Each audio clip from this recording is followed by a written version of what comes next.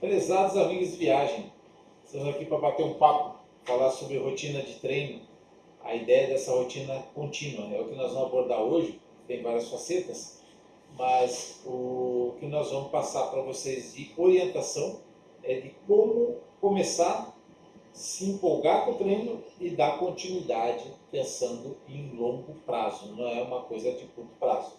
O mais importante dessa rotina é não só o início, né? Você ter a manutenção dela a longo prazo.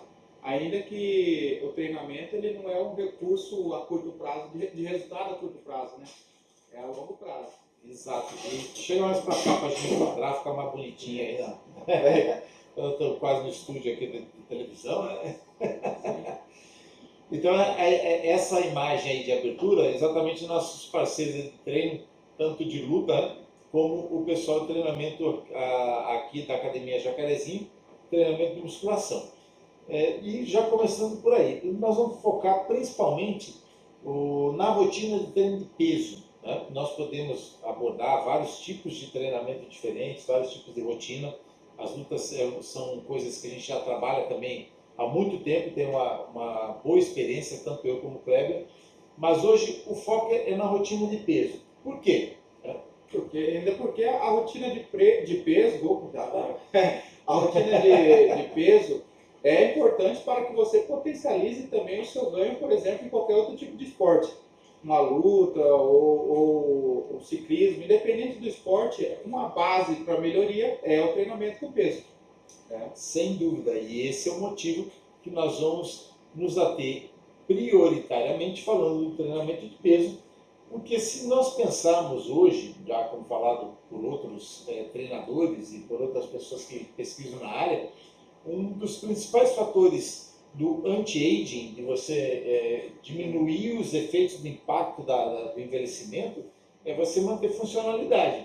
E uma das principais características do envelhecimemento é a perda de força, o que nada melhor do que a musculação para dar essa condição, esse lastro. E ainda bem que hoje nós estamos com a base melhor nesse conhecimento de treinamento de peso e levando para os idosos, para crianças, né, que a gente tinha uma resistência contra isso, né? Você utilizar treinamento de peso com idoso, o idoso já colocava ele para fazer ali hidroginástica e mexer com macarrão ali, né?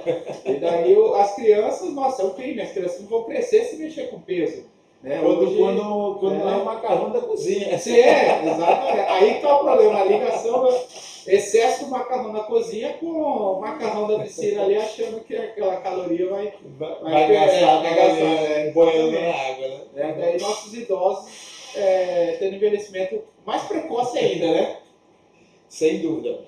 E aí, já começando, né, nesse assunto, que é um assunto bastante interessante, está mais do que provado, né, na literatura mais recente, de que existem evidências muito fortes sobre a longevidade do indivíduo sendo privilegiada por aqueles que fazem treinamento de alta intensidade.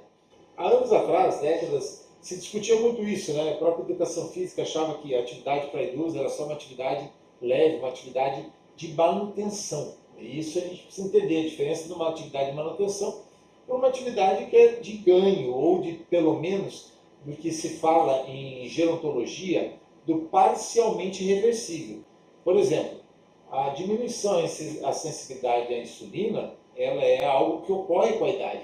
Você vai diminuindo a capacidade da sua célula de lidar com as quantidades aumentadas de açúcar no sangue, e que, ao contrário do que deveria ser, né, as pessoas passam, na verdade, a aumentar ainda mais o consumo dessa substância. Exatamente. E já falar, por exemplo, vou trabalhar com idoso, vou fazer manutenção, quando na verdade manutenção do quê? Manutenção de decadência, porque o idoso ele está em estado de decadência, está perdendo massa muscular. Então você vai continuar a fazer vamos fazer uma manutenção de perda? Isso não tem muito sentido. A ideia, então, seria você fazer um ganho de tanto isso melhorando a alimentação e trabalhando com peso com o idoso. Né? Perfeito. E o que, nesse sentido, é o tal do parcialmente reversível. Minha sensibilidade à insulina vai voltar, vai regredir como era no jovem? Não. mas o exercício físico está mais do que comprovado de que ele melhora a sensibilidade à insulina e o efeito do consumo de carboidratos simples ele é totalmente diferente, né, o metabolismo dele no indivíduo treinado comparado ao destreinado. Aquele que não faz atividade física, os picos de insulina e os picos glicêmicos são consequências muito mais drásticas do que são naquele indivíduo ativo, que utiliza isso como um elemento energético até para construir músculo ou como um substrato para ele utilizar na sua própria atividade física. Então, isso é o que a gente chama de parcialmente reversível. A minha idade está avançando e minha senilidade também, estou perdendo funções, mas eu consigo reverter parte dessas condições quando eu mudo o estilo de vida. E na base dele está a atividade física. Então, isso é notório. E uma questão em relação à musculação, já que a gente falou de sensibilizar a insulina, vamos usar isso como exemplo, mas nós vamos abordar, na verdade, aqui é a rotina de treino. Mas vamos usar isso como exemplo para incentivar que as pessoas se mantenham ativas, né? Eu tenho na musculação um efeito extremamente positivo. As pessoas pensam no exercício cardiovascular, que é importante também. Inclusive hoje eu vou fazer a minha sessão de cardio, mas o aumento de massa muscular ele aumenta muito a sensibilidade à insulina e o músculo é o principal fator de remoção, vamos colocar assim, natural do excesso de glicose, né, de açúcar no sangue, para ser utilizado de uma maneira metabolicamente favorável. Né? Fora isso, ele vai para caminhos que metabolicamente não são interessantes, depósito de gordura, os adipócitos, ele vai manter o nível de glicêmico elevado, que pode ocasionar, gerar um pré-diabetes ou mesmo diabetes tipo 2, e outras consequências que a gente sabe que estão associadas até, por exemplo, o excesso de consumo de açúcar com o desenvolvimento de câncer. Então, não é nada interessante. E eu tenho um mecanismo, que é a musculação, para combater isso. E quando você começa uma rotina de treinamento, por exemplo, você começa a mudar seu estilo de vida. Né? Daí enquadra a questão da alimentação, que mexe também com a curva de insulina. Né? Toda a alimentação, a gente já havia falado mesmo que a alimentação pós-prandial e tudo mais tem diferença aí na questão de nível de insulina em relação do treinado e uma pessoa sedentária. Né? Totalmente. E para completar essa parte introdutória, já vamos entrar na nossa rotina mesmo, né? Falar de rotina de treino, que mostram que indivíduos idosos, atletas, têm telômeros mais longos do que os indivíduos que não são atletas. E um outro, que é do nosso colega, do Herbert, foi inclusive professor aqui no FMT por algum tempo, hoje está na Universidade de Brasília, fez um trabalho também com atletas de meia idade, atletas de atletismo, né, competidores, e demonstrou que vários marcadores do envelhecimento estão menos pronunciados nesses indivíduos comparados aos indivíduos que não treinam. Então, ao contrário do que se imaginava, como nós já falamos, a atividade física intensa tem se demonstrado um fator de proteção. Obviamente que tem alguns riscos que têm que ser cuidados, né? Eles têm que ser dosados. Se eu passar um limite de um determinado exercício, seja metabolicamente, né, que eu posso entrar num colapso, existe casos até de atletas que morrem, né, por exaustão. Aí que enquadra a rotina de treinamento, que a gente vai poder falar. Perfeito. Em questão de rotina de treinamento, a periodização, enfim, esse planejamento que dá a recuperação necessária para aquele estímulo que você gera, é o que vai fazer o exercício ser positivo ou negativo, né? Sem dúvida.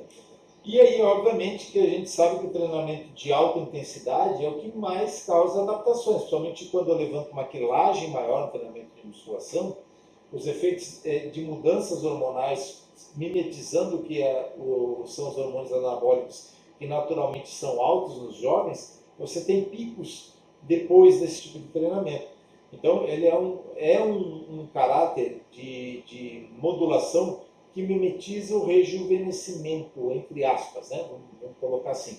Você vai regredir no tempo, mas você vai preservar uma série de funções. Sim. Só que tem que ser orientado adequadamente, porque, obviamente, tem isso. Já foi, principalmente o treinamento de perna, por exemplo, quando você treina numa intensidade mais elevada, por ser um grupamento muito grande também, aumento de testosterona pode até equiparar, se fizer o teste, com quem faz o uso de algum esteroide anabolizante, você pode parar uma pessoa que treina intenso, treinamento de perna, e for fazer ali através de exames, você vai equiparar ali para quem faz a utilização de hormônios, né? Ou seja, quanto a importância do treinamento de peso, né? Não tenha dúvida. O treinamento de peso é fundamental para você manter saúde. Então, por isso que ele vai ser a nossa base. E nós vamos começar falando de adaptação, porque é óbvio, todo mundo que começa, está começando. Exatamente. E é a parte onde acontecem os maiores erros e faz com que as pessoas ou abandonem por falta de...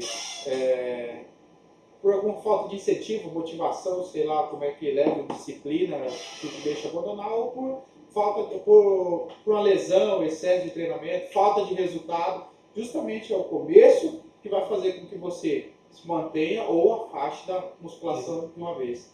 Exato, que não desista, né? Exatamente. Que é essa a ideia da orientação correta. Eu vou fazer um ajuste ao treino, que não é adaptação, como as pessoas às vezes falam erroneamente, porque adaptação é a evolução, né, darwiniana, muda os seus genes, são características que você passa de uma geração para outra. O treinamento não. Não quer dizer que porque eu seja um indivíduo treinado, eu passo isso para o meu filho de condição genética. Ele tem que fazer o treino dele. Eu posso, no máximo, dar orientação, mas não posso fazer o treino por ele. O gene da orientação. Exatamente. Olha isso. O que a gente sabe, e que é uma coisa extremamente relevante na minha opinião, é que você não tem como transferir certas coisas de uma pessoa para outra. Então, cada um, isso é a parte mais egoísta que a gente pode ter, cada um tem que fazer o seu investimento. O treinamento é individual, a sua alimentação é individual, uma pessoa não pode fazer pela outra. Então, esse é um compromisso que você tem que assumir com você mesmo. Fácil seria se esse treinamento servisse para outra pessoa, ou coitado dos próprios personagens treinadores, como seria, né? As pessoas vão, vamos pagar você vai lá e treina por mim hoje. O personal treinaria o dia inteiro praticamente e a pessoa teria o resultado lá fora. Bom, não funciona bem assim, né? Infelizmente ou felizmente, não sei. Ou felizmente, exato. Então, o principal nessa parte de ajuste, quem está começando, é aprender a treinar corretamente. Por incrível que pareça, musculação deve ser tratada como um esporte. E você tem técnica, você tem execução, você tem qualidade do gesto, a sinestesia que tem que precisar aprender, e até a introspecção para que você ouça o seu corpo, as demandas que ele cria, e as adaptações fisiológicas que são causadas por esse tipo de treinamento. Então, é uma oportunidade de autoconhecimento quando ele é levado a termo, para que você use isso com uma percepção do seu próprio corpo e comece a fazer os ajustes de uma forma gradual e contínua. Exatamente. Quando a pessoa leva ao pé da letra o que significa treino, né? Treino é você estar ali realmente aprendendo o movimento, melhorando a técnica a cada dia, que é prioridade do iniciante. Ele aprender técnica, enfim, melhorar, ajustar seu treinamento diariamente para que ele fique melhor e renda melhores resultados para você no futuro, né? Sem dúvida. E como foi mostrado no slide, os aspectos de saúde têm que estar na base do treinamento. Porque se eu priorizar somente resultado, a aparência, né, o resultado estético, eu posso ter um déficit não só de aprendizado, mas posso ter um déficit também de saúde, porque como a gente já falou, o treino também incute um risco. Todo treino ele tem um desgaste, ele tem um ganho. Então, o ganho tem que ser superior ao desgaste. Quando eu faço treinos errados ou acima da minha capacidade atual, eu posso ocasionar lesões, não só articulares, mas até lesões metabólicas, sobrecargas que o seu organismo não está preparado para dar resposta. E isso não é saudável. Então, o treino, não estou falando aqui que você tem que treinar só leve, não é o que a gente faz, e a gente apregou o treino pesado. Só que o problema para a gente chegar nisso aí, né? Estamos aqui uma carga de treinamento muito alta, né? O professor há mais de 30 anos, eu há mais de 18, 19 anos de treinamento aí. Então, a base que nós fizemos, teve evolução, teve o progresso todo, né? Estamos aqui, chegou eu aqui o primeiro dia e levantei 100 quilos de levantamento de terra, por exemplo, né?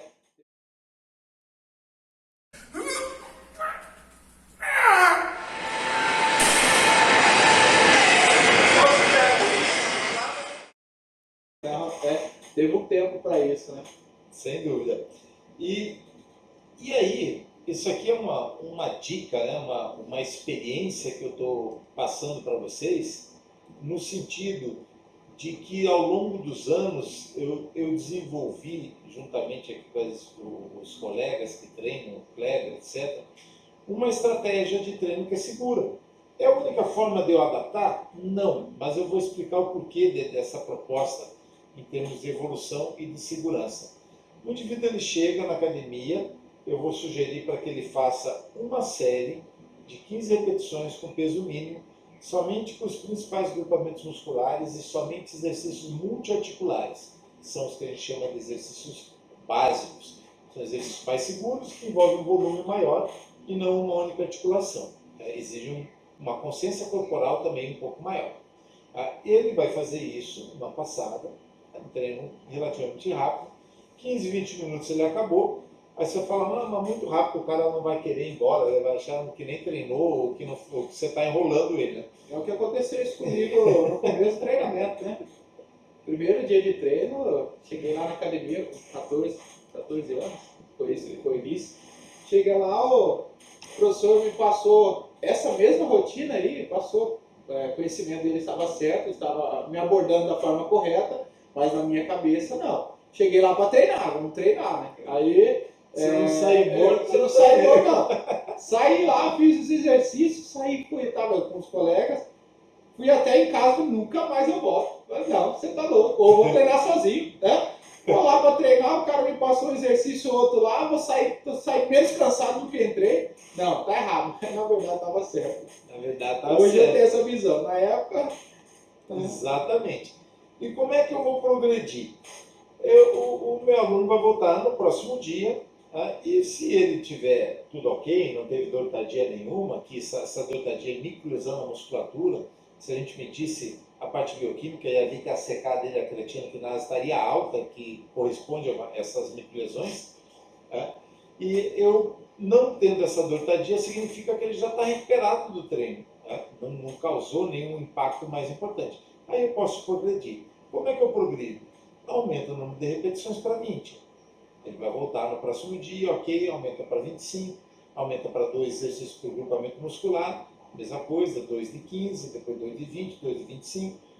Quando ele chegar a 3 exercícios por grupamento muscular, fazendo 25 repetições com cargas mínimas, sem dortadia, aí a gente começa a mexer na quilagem, que é sinal que ele já teve um tempo de adaptação, não só fisiológica, mas também um tempo de adaptação de aprendizado cinesiológico. O padrão motor dele, de execução do exercício, foi trabalhado nesse tipo, foi trabalhado nesse tipo de abordagem. Exatamente esse volume maior permitiu que ele treinasse mais o aspecto motor, tivesse um aprendizado mais eficiente. Isso tem muita importância na qualidade do treino.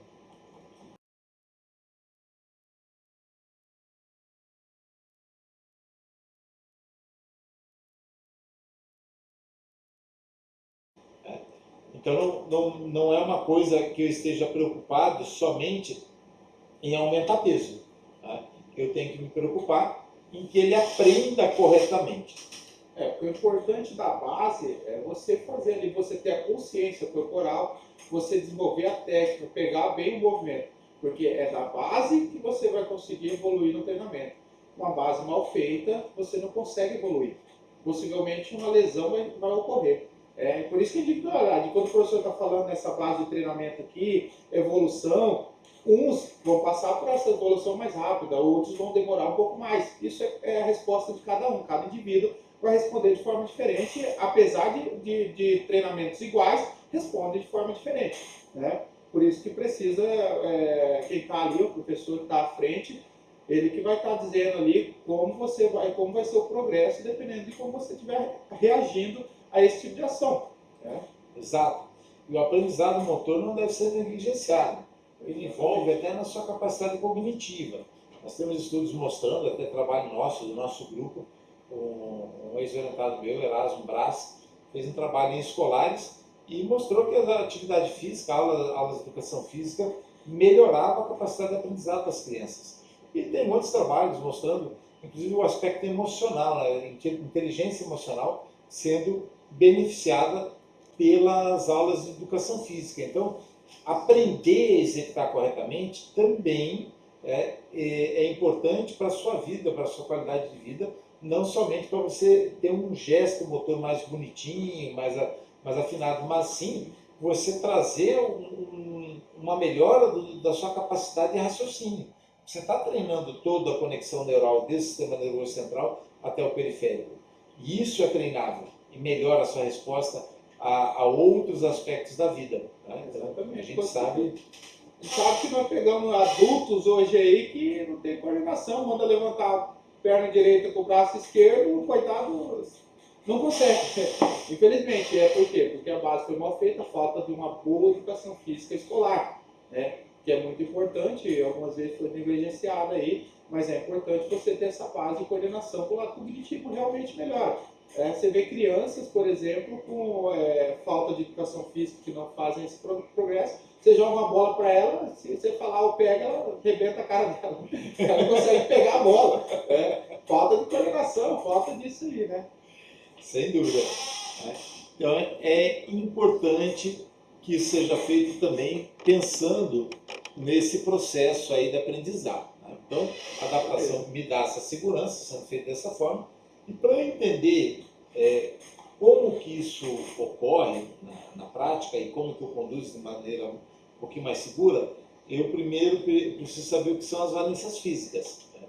Eu tenho aqui algumas características de valências físicas que são, eu vou citar aqui as principais que a gente modula no treinamento, que são velocidade, potência, força, resistência de força, resistência muscular, resistência cardio, endurance e flexibilidade.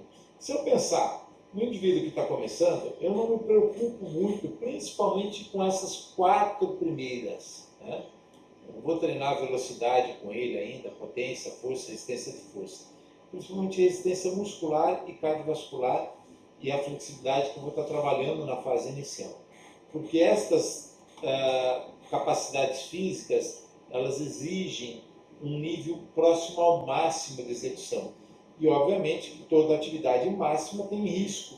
E se eu não criar um lastro de uma estrutura muscular e articular mais resistente, a possibilidade de machucar é grande. Por exemplo, tentar fazer um salto com o máximo da distância que eu consigo atingir. É um trabalho de força e potência.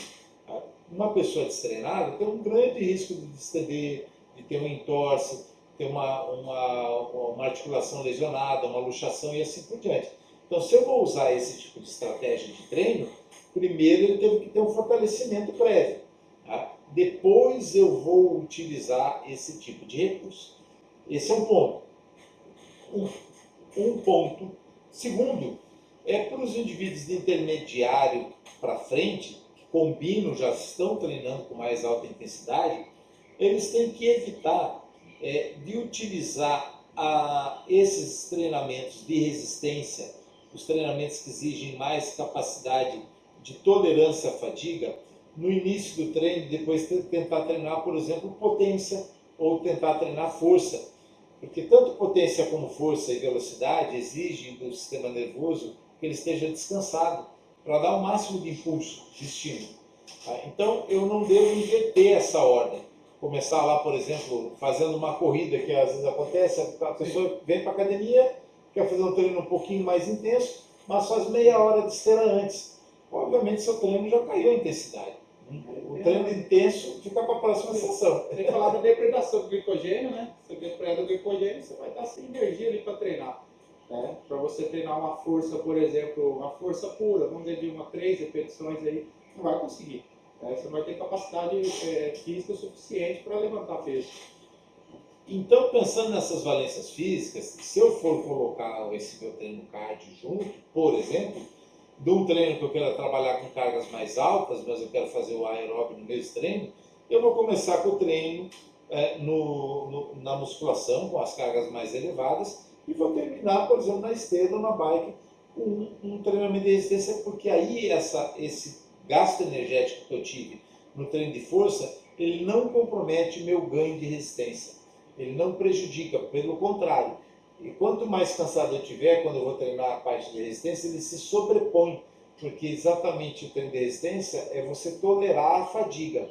E o treino de força ou de potência é você desempenhar o máximo num curto espaço de tempo. E fatigado você não consegue ter um resultado de qualidade. Agora que se você fizer isso aí, priorizar o peso para depois fazer o cardio, você tem uma recuperação maior na musculatura. Sem dúvida. E até uma outra coisa que muita gente não sabe, né? Isso a maioria dos profissionais já sabem disso, conhecem, mas muita gente que treina não sabe, é que quando eu faço treino intenso antes, eu tenho liberação, principalmente noradrenalina, adrenalina, cortisol sobe também, todos esses são sinalizadores que mobilizam a gordura do adipócito, ele vai para a circulação. Mas o treino per se de alta intensidade, quando ele utiliza o sistema TPCP e o ácido lático, sem entrar em termos muito técnicos, mas enfim, ele não usa a gordura como combustível, mas ela está circulante. Tá? E a gente sabe que leva em torno de 20 minutos para você começar a mobilizar a gordura de uma maneira mais eficiente do adipócito, jogá-la na circulação para ela estar disponível lá para servir de combustível lá na beta-oxidação na célula muscular. Tá? E se eu já fiz o treino intenso antes, ela está mais pronta para ser utilizada. Significa que para programas de emagrecimento, esse processo é muito mais eficiente. Eu consigo reduzir gordura de uma maneira mais fácil se eu treinar intenso antes e resistência depois. E não o contrário.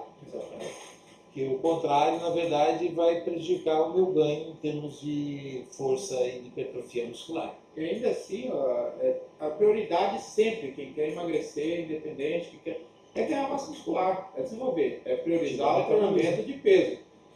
Para você melhorar seu metabolismo, você melhorar seu desenvolvimento muscular e causar um emagrecimento eficiente, você tem que treinar para ganhar massa muscular. Ou seja, você ganha massa muscular aí fazendo resistência na aeróbica? Não ganha. Então você tem que ir para o peso e depois priorizar a resistência ali para que você tenha uma efetividade maior na perda de gordura.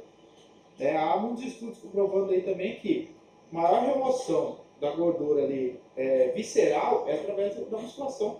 É o treinamento de alta intensidade, que faz com que tenha essa remoção ali, vai jogar para a circulação, como o professor citou, vai para a beta-oxidação, sendo no caso aí, para ir para as células musculares e para ter oxidação, né?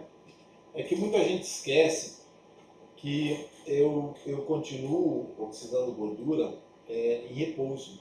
Na verdade, o percentual de utilização de gordura é muito maior no repouso do que durante a atividade física, mesmo de baixa intensidade. E quando eu faço atividade de alta intensidade, eu ativo o metabolismo. Então, mesmo depois que eu paro a atividade física, eu continuo ainda oxidando uma quantidade maior. Então, essa ideia, né, o que o Kleber acabou de falar, em eu ativar o metabolismo a partir de ganhar mais massa muscular, favorece a redução de gordura mesmo quando eu estou parado, mesmo quando eu estou dormindo, porque o meu metabolismo está mais alto, ele está ativado de uma maneira mais eficiente. E aí entra exatamente essas questões aí das duas perguntas, né? O que eu quero treinar ou o que eu preciso treinar. Nem sempre exatamente aquilo que eu quero treinar ou o que eu preciso. Né? E aí eu acho que é uma das maiores dificuldades, tanto para quem quer obter resultado, está nessas duas perguntas aí. O que eu quero treinar ou o que eu preciso. Se você souber conciliar o que você quer com o que você precisa, ótimo, mas não necessariamente as pessoas conseguem conciliar isso daí. É quando não obtêm um resultado devido, porque querem fazer apenas o que querem, não querem o esforço, não querem fazer o que é necessário, e acaba treinando o que quer, quando o que quer de repente não é o que ele necessita. Né? Não é o que está sendo prioridade naquele momento. Né? Exatamente. Tá? Então, essa questão em relação ao que eu quero e o que eu preciso, eu vou considerar primeiro em alguns aspectos do que seria característica de algumas modalidades esportivas para a gente entender o contexto de valência e tipo de treinamento. E depois a gente fala para, vamos chamar assim, entre aspas, pessoas comuns, que não são atletas, né? Trabalho prático. Mas eu tenho que entender porque essa lógica é a mesma. O que eu mudo é a intensidade. Eu mudo também os objetivos. O atleta ele quer ganhar competições, a pessoa quer melhorar de saúde, emagrecer, enfim, seu bem-estar. Mas ambos têm que mexer no metabolismo para que ele faça alguns ajustes para aquele resultado que o indivíduo pretende obter.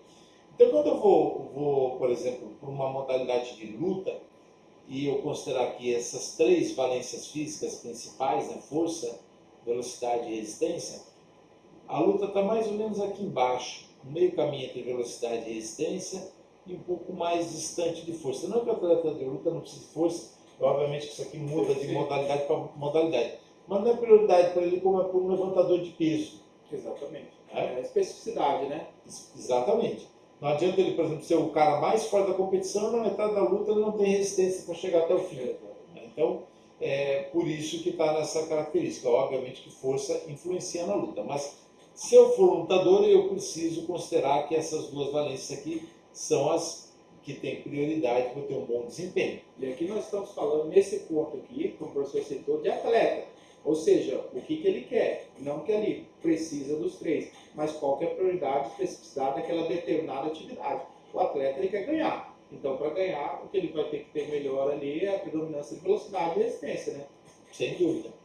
Exato. Se eu for para maratona, isso muda, ele chega a sair até desse triângulo. A resistência predomina de forma absoluta em relação às outras. Ah, mas o maratonista não dá um sprint no final? Dá. A velocidade não é importante para ele? É. Aí ele não treina musculação também, não faz treino de força para principalmente diminuir lesões, né? Isso a gente já conhece bem. Ele utiliza essa estratégia. Mas não é o objetivo do maratonista correr mais rápido 100 metros do que seu companheiro. Né? Não é o objetivo do maratonista ficar do tamanho do fisiculturista, e nem vai ficar, porque não tem genética para isso, senão ele não era maratonista. Né?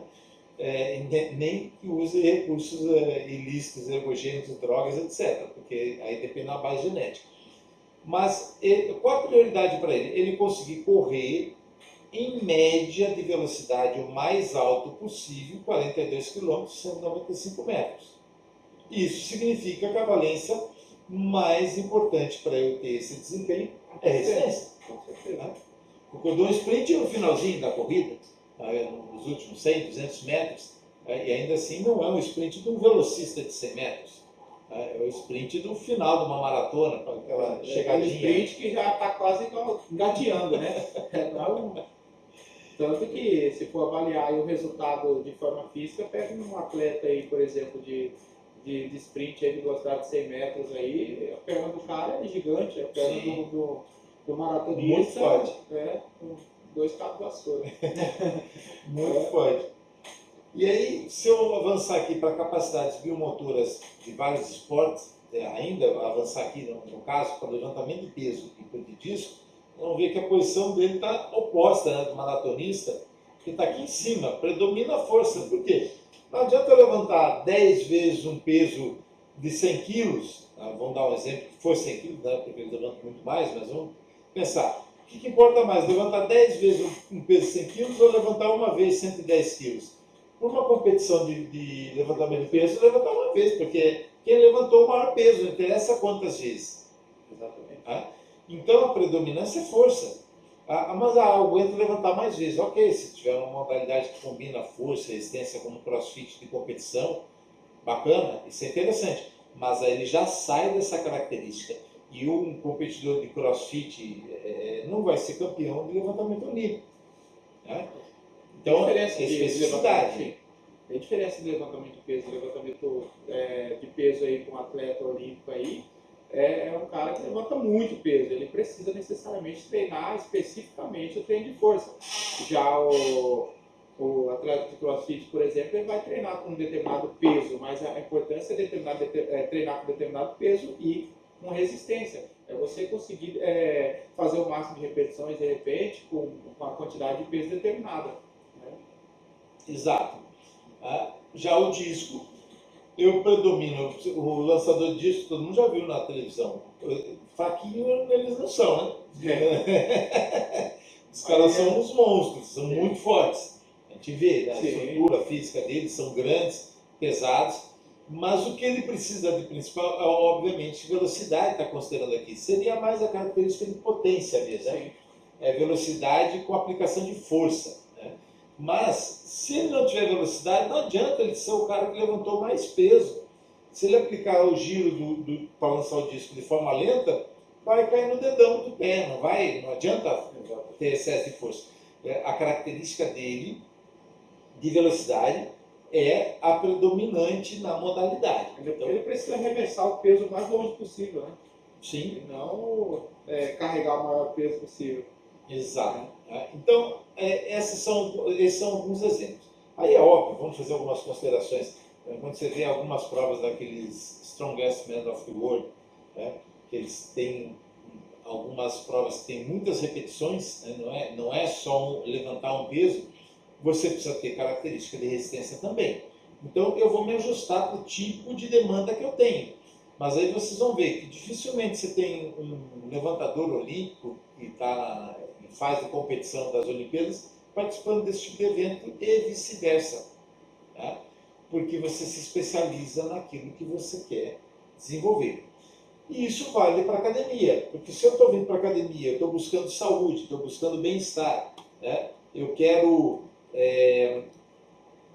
emagrecer, eu quero estética que seja, eu preciso modular o meu treino para essa finalidade.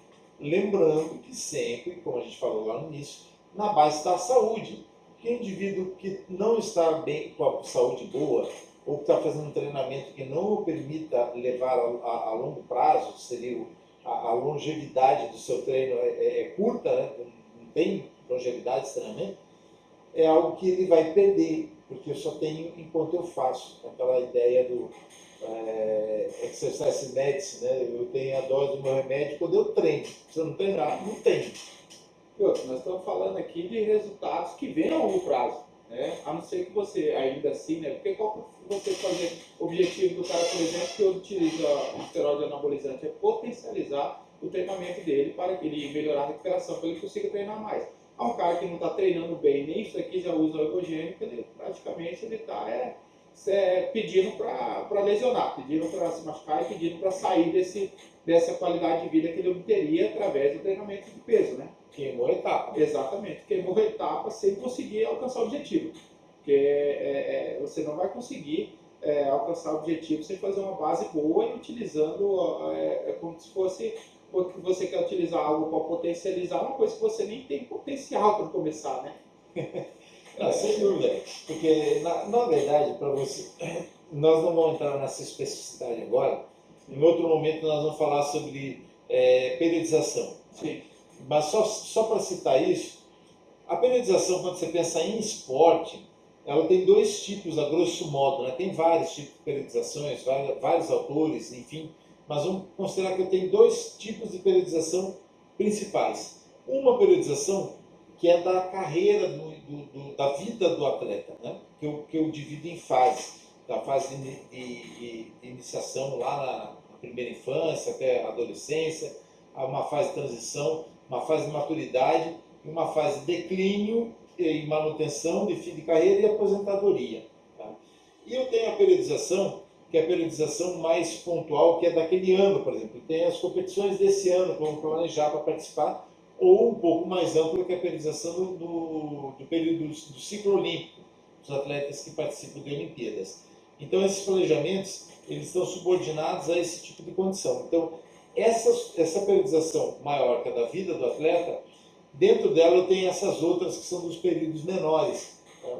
O ciclo olímpico daquele atleta, se ele já está em fase de maturação, né? Seja um atleta já pronto para preparar para a Olimpíada, que é diferente de um atleta que está em preparação. Tá? Então, para eu não queimar essas etapas, eu tenho que considerar isso, porque isso ocorre. Muitas vezes eu queimo o atleta lá na fase de preparação de base dele, né, no início de carreira, e ele não vai desenvolver o que poderia quando chegar no auge. Isso é importante. Isso também vale numa escala menor para o que a gente faz na academia. Porque se eu pego um indivíduo que não está preparado para uma determinada condição e dou um treinamento para ele fora do padrão de ajuste possível, ele vai tender a desistir desse treinamento. Se ele não lesionar, se não tiver nada mais grave, a tendência é que ele não continue. E o que acontece com a maioria é jogar um volume, uma intensidade no treinamento no qual não tem a capacidade física suficiente para suportar aquele tipo de treinamento. Você vai causar uma destruição e uma reconstrução, que seria o caso ali da recuperação que você faz do estímulo, você não tem. Né? Aí que gera o prejuízo e não o benefício aqui do treinamento. Exato. Então, essas questões todas têm que estar sendo pensadas no treinamento que eu estou desempenhando e para que eu não tenha perdas, né? Não tenha essa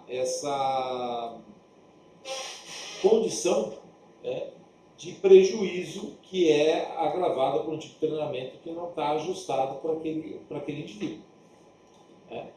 E uma das questões importantes dessa continuidade de treinamento é a divisão do treino. Porque muitas vezes, aqui nós não vamos discutir alguns aspectos que são importantes, principalmente para os indivíduos de intermediário a avançados, né? Que fazem divisões pelos grupamentos musculares, a divisão semanal, com variações muito amplas. Tem várias formas de eu fazer isso. Aqui eu vou considerar do indivíduo até o intermediário o que ele obrigatoriamente tem que ter no seu treino como qualidade, né? Para que ele não tenha perdas em termos do ganho que ele poderia ter e que acaba sendo prejudicado por uma distribuição mal feita. Tá? Uma primeira questão que eu vou levar em consideração é o tipo de treino que aquele indivíduo quer a médio prazo. Não vou nem falar a longo prazo, vamos pensar em médio prazo, depois eu posso mudar. Eu posso pensar que eu comecei um treinamento só para a minha saúde, para wellness, e depois eu quero um pouco mais, eu quero um treino para mais estética, fitness e assim por diante. Mas se eu pensar nessas características aí da academia, do fitness, do wellness e de estética, eu teria tipos de treinos diferentes. Né? Um treino de academia, vamos pensar a academia como um todo voltada para a saúde, bem-estar. O fitness é um pouco mais de exigência no aspecto estético, tá? Um parelho ali com estética que pode mudar um pouquinho as características. E o wellness para o bem-estar. Tá? Então, eu vou tentar priorizar de acordo com aquilo que eu quero e, obviamente, que para todas essas condições que eu acabei de falar, para todas elas, no mínimo, eu tenho que considerar essas 8 partes que eu consigo dividir o meu corpo a partir dos planos corporais. Né? O plano sagital, o coronal e o transverso. Então, tem a parte superior, tem a parte inferior, tem a parte anterior e a posterior, e eu deveria manter em equilíbrio esse desenvolvimento muscular. Né? É muito comum alguns erros mais grosseiros, né? O pessoal treina mais em cima do que a parte de baixo. E justamente é aquilo lá que enquadra as duas perguntas que colocou lá no slide passado sobre o que querem treinar e o que se deve e precisa treinar. É exatamente esses planos. Você deveria treinar o corpo como um todo. Mas daí, geralmente, o que acontece na academia não é isso.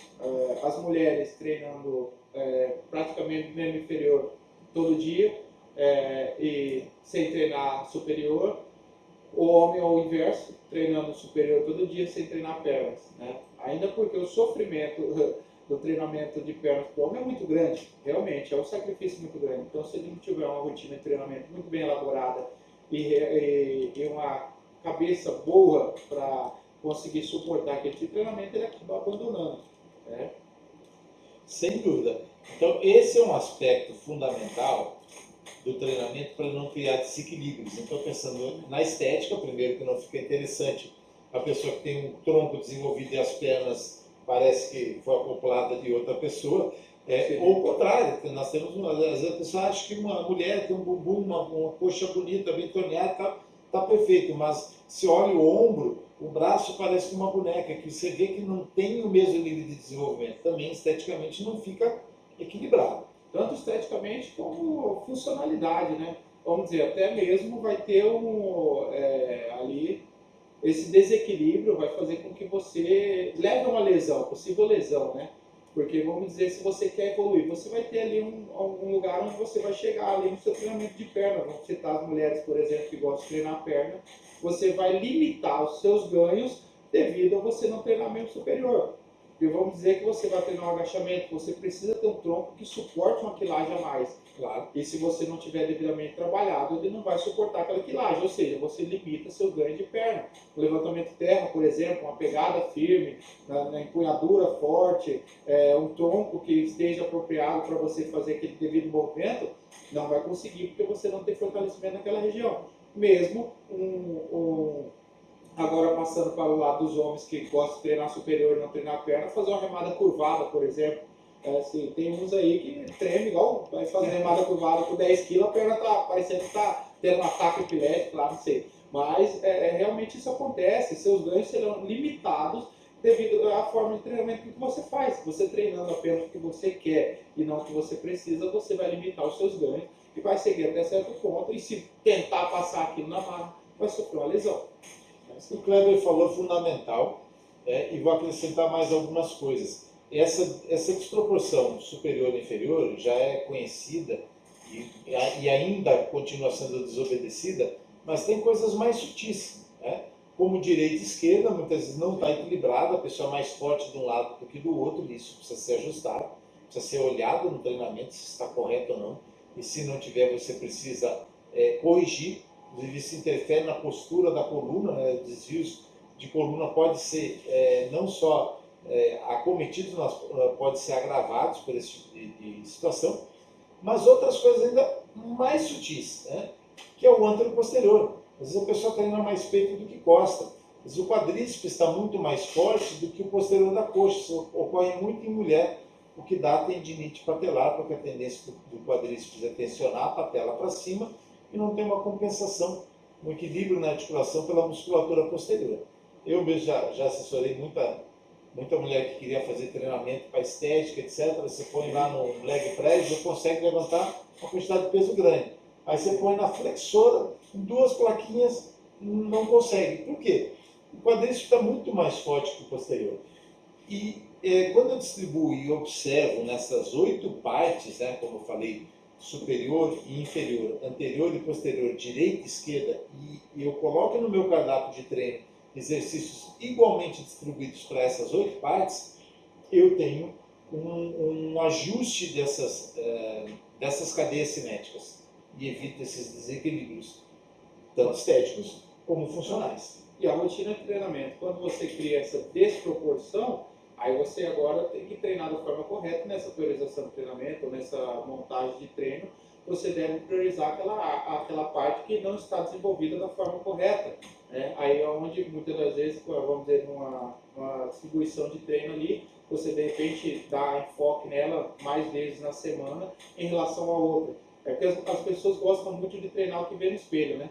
Os homens estão olhando o peitoral, as costas lá, que se vire, né? O negócio é o peitoral aqui. Daí vai criando aquela desproporção, você vê aqueles homens aqui bem curvados, aqui assim, as costas lá parecendo cifose ali, e o cara tá se achando bonito com aquele peitoral dele lá, né? Não dá certo. Essa desproporção é um prejuízo muito grande.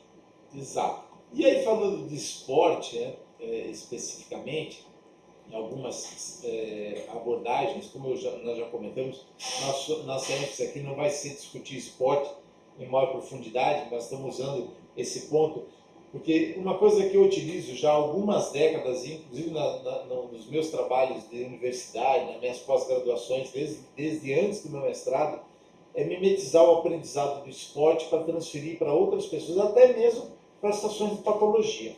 Só vou citar 2 exemplos aqui. Nós podemos usar a questão da ativação metabólica do atleta para emagrecer uma pessoa. Esse aprendizado, eu mimetizo essas condições, como da hipertrofia do estado anabólico de um fisiculturista para um indivíduo que tem sarcopenia. Né? Então, eu transfiro esses conhecimentos. Obviamente que eu faço os ajustes, porque são realidades diferentes, né? Mas eu posso aproveitar esses aprendizados aí e utilizar muitas dessas informações. E é o que a gente vai abordar agora, né, nessa parte, de uma maneira muito objetiva, porque isso aqui, só esse quadro, daria para a gente discutir aqui uma aula inteira para falar sobre ele. Tá? Com certeza. Mas eu vou sintetizar o que interessa para a gente dessa nossa conversa. Se eu distribuir aqui, como eu falei anteriormente, das valências físicas em termos de percentual da carga, agora transferindo isso exclusivamente para a musculação, tá? Poderia usar aqui exemplo da corrida, poderia usar saltos, enfim. Mas vamos nos ater à parte da musculação. Aqui embaixo está sendo abordado resistência muscular cíclica e acíclica, que seria a questão dos esportes, né? É uma atividade cíclica, por exemplo, a corrida, pedalar, que eu repito sempre o ciclo. Uma cíclica, por exemplo, a luta, que os movimentos se alternam, né? Não é sempre, eu repito, o ciclo começa novamente, eu posso variar. Mas eu vou utilizar esse exemplo para a gente transferir isso para a musculação. Quando eu pensar em atividade de intensidade baixa, até 50%, 55%. De média, de 55% até 70%, e pesado de 80% a 90%. Máxima é o 100% e acima de 100%, supramáximo. Então vamos começar de trás para frente. Você vai falar, mas acima, como é que eu faço acima de 100%? É quando eu faço exercícios negativos, né? Exatamente. Quando Utilizando parceiro. Utilizando parceiro, alguém ajuda na fase concêntrica, eu não consigo levantar mais o peso, e eu resisto na fase excêntrica. Né? Ok. Aí ficou fácil de entender. 100% é o máximo, é o que eu consigo levantar em uma repetição. Né? 80% a 90% está muito próximo. E é para a gente facilitar o entendimento, são aquelas cargas que ficam em torno de 1 a 3 repetições. Né? Passou de 3 até 5, 10 repetições, eu estou aí em torno dos 80%, 90%. E se eu passar de 10 repetições, 12 repetições, 70% para baixo, até 60%. E de 15 repetições para cima, dos 50% para baixo, aproximadamente. Isso para a gente ter uma ideia aproximada dessas cargas, considerando o indivíduo que já está habituado a treinar. Né? E essa carga são importantes, né? Hoje tem sofrido alterações através de alguns estudos, mas não muda essa base daí de treinamento para você fazer um cálculo, aí já entra na questão da especificidade, que tipo de treinamento que você depende, por exemplo, se for utilizar com o atleta ele vai utilizar que tipo de carga de treinamento, supra máxima, máxima, pesada, enfim. Você vai, através disso daqui, enquadrar dentro da sua rotina de treinamento. Você utilizar as porcentagens através de uma carga máxima, você saber utilizar em que carga de treinamento que você precisa trabalhar para determinado tipo de esporte, ou enfim, para a pessoa que quer apenas saúde ou estética, aí é que enquadra esse cálculo aí de supramáxima, máxima, pesada, cálculos de intensidade de treinamento. Perfeito. Mas agora vem uma pergunta, né, que eu e o Pedro aqui sempre discutimos bastante, e nós vamos marcar um podcast para falar só disso, né? Vamos fazer 2 artigos bem recentes que saíram, que é sobre os sinalizadores para hipertrofia muscular. E aí a pergunta vem em relação a isso. A grande maioria fala, hipertrofia então é daqui para cima, né? Dos 80% para cima, que é hipertrofia. Não. Pode ser lá com uns 30%, 40% e eu tenho hipertrofia. Isso vai acontecer com atletas de mais alto desenvolvimento? Já vamos chegar lá. Mas antes de chegar no atleta, pensar no fisiculturista, né, ou mesmo no levantador de peso, vamos considerar somente 2 coisas. Né? Como eu disse, nós vamos marcar outro podcast para entrar em maiores detalhes. Agora a gente vai simplificar isso aqui para responder essa questão de uma maneira mais objetiva possível. O principal sinalizador para hipertrofia é o estresse metabólico. Significa quando eu crio acidose no músculo, né? Quando ele se desgasta, dá aquela queimação. É por isso até que muito fisiculturista usa aquele tal do bombeado, descanso zero ou descanso muito curto, né? E repete a série com cargas intermediárias, não cargas muito altas. Isso falando resumidamente, né, que eu estou falando aí, é que a hipertrofia é realmente algo muito discutível hoje ainda. O que gera hipertrofia? Precisa de um sinalizador, que nem um sinalizador metabólico, né? Essa acidose que é provocada através do estímulo, que pode ser provocada aí com mais repetições, menos repetições, né? Com certeza você vai conseguir, quem treina, tem experiência em treinamento, vai conseguir provocar essa acidose com mais repetições, né? Perfeito. Agora, o outro fator fundamental é eu treinar aquilo que eu não estou acostumado. Se eu treinar sempre só com carga leve, eu treinar sempre só com carga pesada, a tendência é que eu entre em estado de estabilização. Tá? Porque o meu músculo também se acostuma contigo, a questão da homeostase, da fisiologia. Né? A tendência nossa do organismo é se manter em equilíbrio. Mas eu quero ganhar massa muscular, então tem que criar um desequilíbrio, fazer com que ele supercompense e eu vá para um nível mais elevado. Tá? Só que a tendência também, como ele busca a homeostase, é mesmo a cargas mais intensas ele começar a se ajustar e a fazer um ajuste em termos de condicionamento para essa carga que está sendo submetida ao meu estresse físico e metabólico. Tá? Mas muito bem, continuando, o principal, quando eu falo do estresse, daquilo que eu não estou acostumado, é em função de que eu causo microlesões na musculatura quando eu não estou ajustado ao treino. Se eu não estou ajustado ao treino e eu causo microlesão, eu acabo mobilizando as células satélites, o que faz uma regeneração muscular mais importante em termos de hipertrofia. Então não é só a carga elevada, né? É aquilo que eu não estou acostumado. É desafiar, né? Que nem eu sempre falo, cito para meus alunos aí, é que nunca será confortável. Realmente, quando estiver no seu conforto, na sua zona de conforto, realmente é difícil evoluir. Por mais que você trabalhe com quilagem alta, nossa, esse cara está trabalhando com tudo isso de peso. Mas se estiver numa zona onde para você está confortável, você não vai evoluir. Né? Ninguém evolui na zona de conforto. Então você precisa causar um desconforto. Se você está acostumado a treinar com cargas altas e for treinar com uma carga mais leve, com certeza aquela carga mais leve, com repetições mais elevadas, seu organismo vai sentir mais e vai causar um estresse metabólico e um sinalizador hipertrófico muito maior do que você está trabalhando com a carga mais pesada. Exato. Né? E quando a gente pensa agora em características das valências físicas que a gente já falou lá anteriormente, para mobilizá-las, para que eu as desenvolva no treinamento, aí eu tenho características específicas do treinamento. Se eu for pensar em aumento de carga, de força, eu realmente preciso trabalhar com cargas altas. Ah, mas você não acabou de falar que você ganha hipertrofia? E se você hipertrofiar, você não fica mais forte? Ok, ganha, com 30% ganha. Mas ninguém vai bater recorde de levantamento de peso treinando com 30%. Tá? Que aí eu já estou num outro nível de exigência. Tá?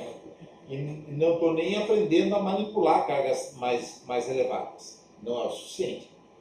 E a ideia, quando falar repetições mais elevadas aí, é você trabalhar mais repetições com a quilagem maior. Por isso é determinante aí você fazer um treinamento de força para que você trabalhar com 8 a 12 repetições ali com uma carga maior. Vamos dizer que você está acostumado a trabalhar com 10 quilos, você pegar 5 quilos aí, você está o dia inteiro fazendo ali, de repente não é legal. Por isso que é interessante que você faça treinamento de força para que quando você leve mais repetições, você faça um trabalho maior, uma quilagem maior. Sim, e mais uma questão, isso que o Cleber chamou a atenção, se eu fizer muita repetição, também tem o lado do desgaste da articulação. Então, Exatamente. aumentar a carga tem um lado também de preservação articular, por eu fazer menos repetição por série. Né? Então, isso também ajuda. Mas, óbvio, eu tenho que preparar para isso, primeiramente. Potência de 5 a 10 repetições, porque eu tenho que trabalhar em cima do sistema TPCP, que é o máximo de liberação de energia por unidade de tempo. E a partir de 10 segundos eu começo a entrar num outro sistema, que é o sistema gasolático, que aumenta essa acidose, é bom para hipertrofia, para tolerância, exaustão, etc., mas não para trabalho de potência. Então eu tenho que trabalhar um número mais reduzido, que a hora que eu comecei a cansar já não é mais trabalho de potência, porque já não é mais o máximo, já caiu. E a resistência, se eu pensar em acíclica de 10 a 30 repetições, e cíclica até o limite, 250 ou mais, enfim. O que caracteriza que a cíclica, como eu falei, pode ser uma luta, pode ser um salto com vara, por exemplo, alguma coisa do tipo que eu mude o padrão de movimento de um lado para o outro, assim que a corrida, natação, ciclismo, aí são atividades que normalmente a gente não conta nem por repetição, a gente conta por tempo, né? Quanto tempo que você faz, porque ela é bastante prolongada. Muito bem, vamos adiantar para o próximo.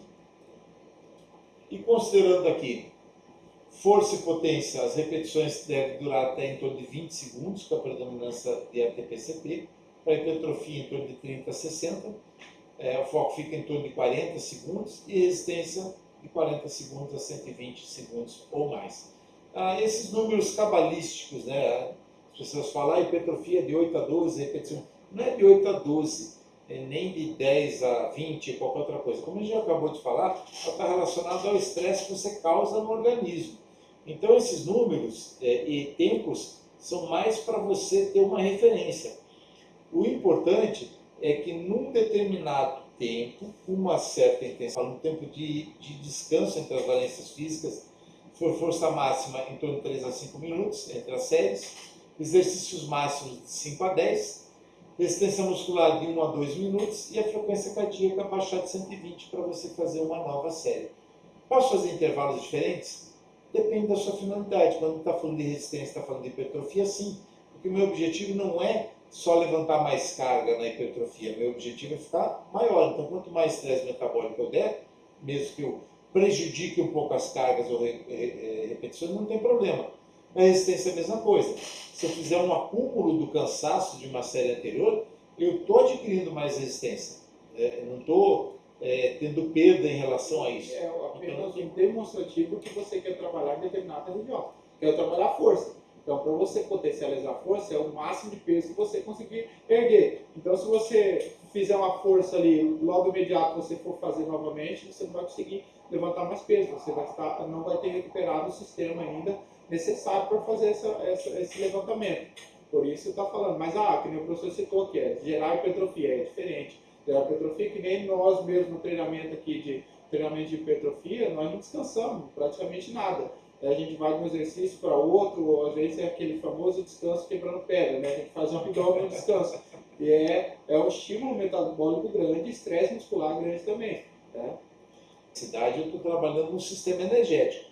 Quando a gente fala que hipertrofia é em torno, a média entre 40 segundos, é porque quando eu dou o pico de produção de ácido lático, máximo aproximadamente. E essa acidose metabólica está associada à sinalização de aumento de massa muscular. E isso por foco você causa um tempo de tensão, né? 45 a 40 segundos ali, um tempo de tensão, que é os 40 segundos. Sim. Uma quilagem suportada para aqueles 40 segundos. Estamos falando de atividade máxima. Estamos falando aqui o cara carregando um cotonete e ficar 40 segundos. Com certeza ele não vai gerar um estímulo positivo. Né? Então precisa vai resolver muita coisa. Não vai resolver, né? Então ele precisa estar com a quilagem ajustada para que aquele tempo de tensão seja realmente válido.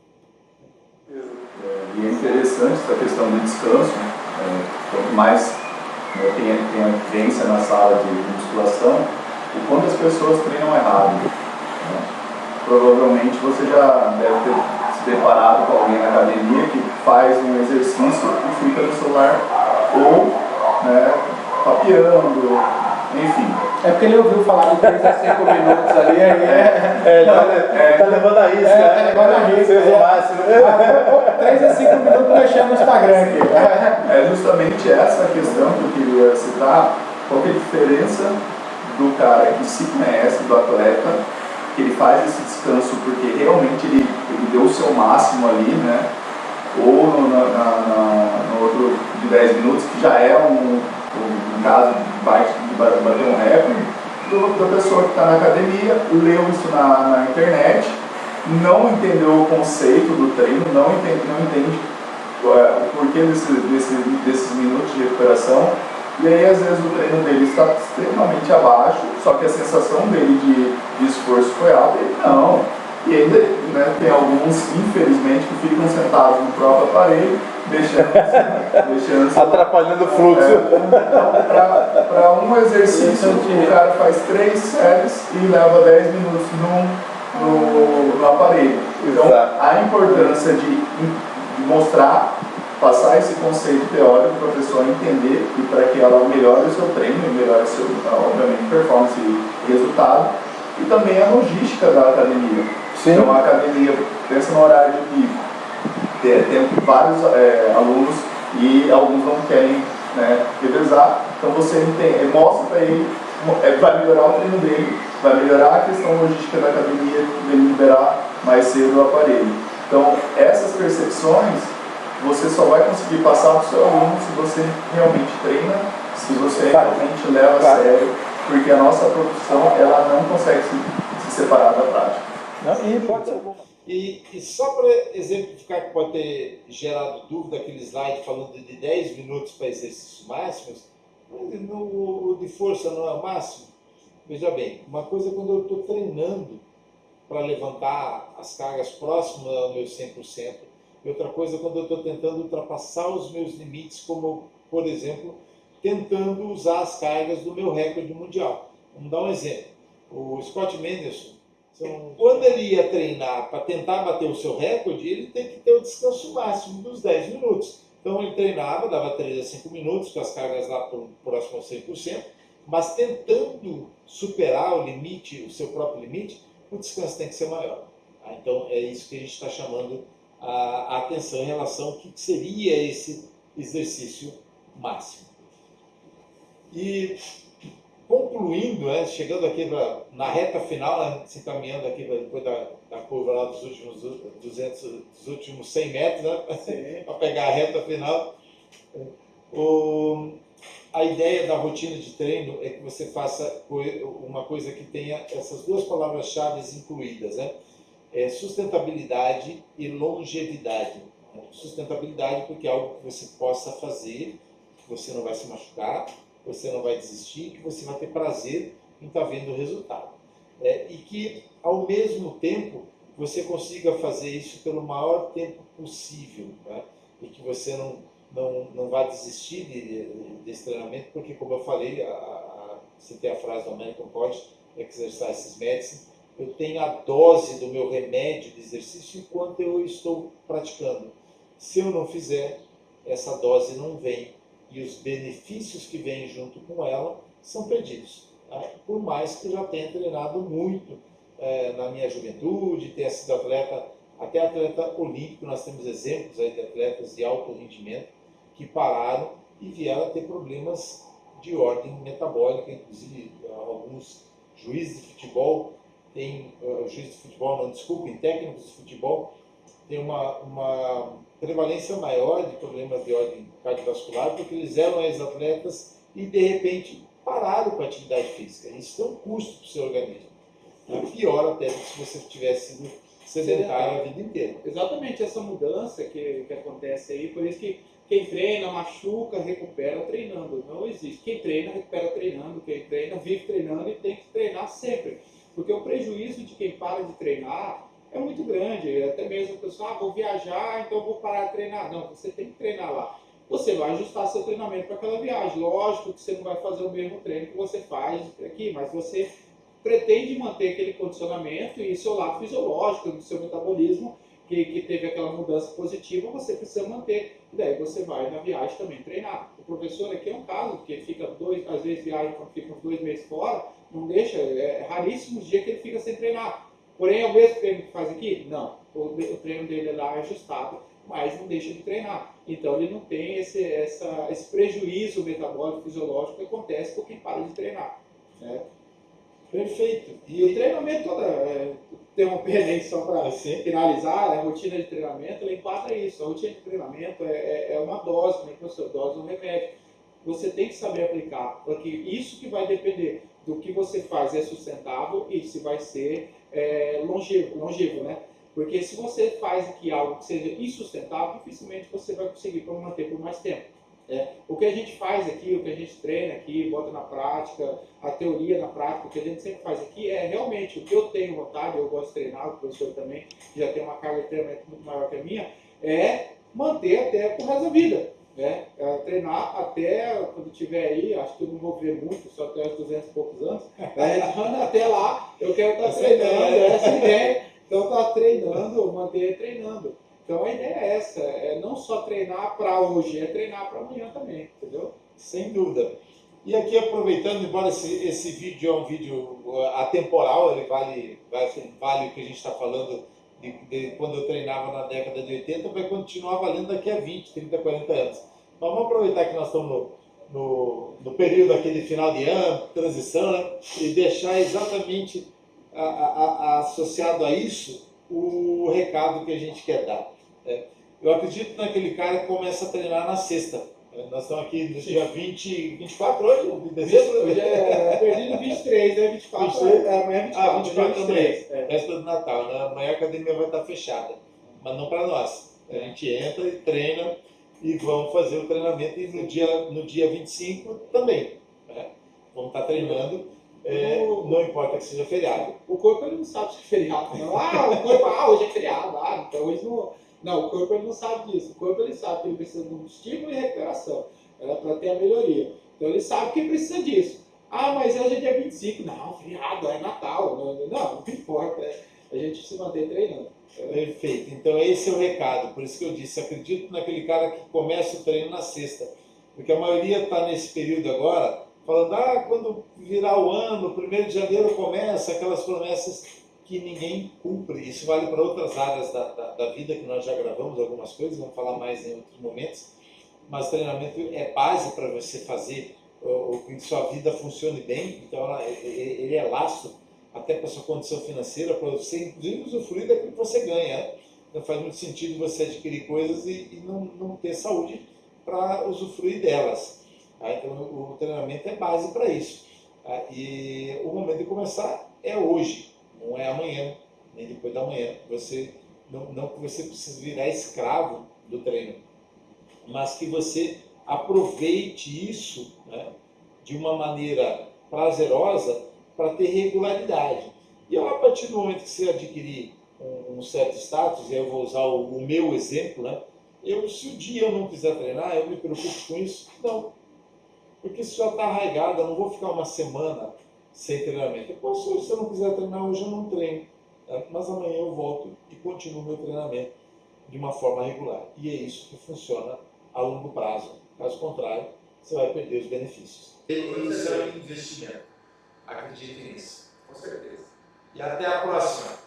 Valeu. Grande abraço.